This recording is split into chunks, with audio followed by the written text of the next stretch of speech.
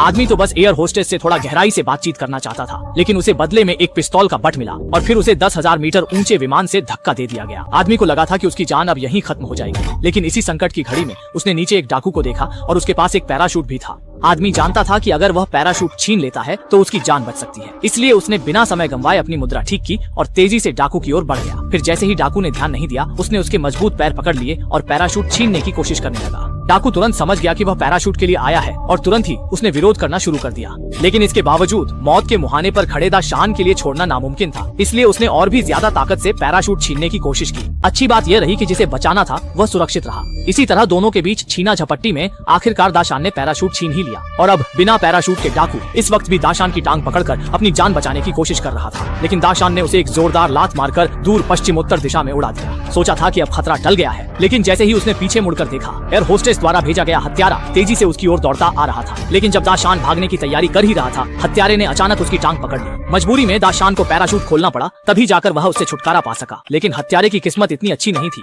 जब उसने पैराशूट खोलने की कोशिश की तो ज्यादा जोर लगाने के कारण उसने रिंग तोड़ दी और आखिरकार उसकी भी जान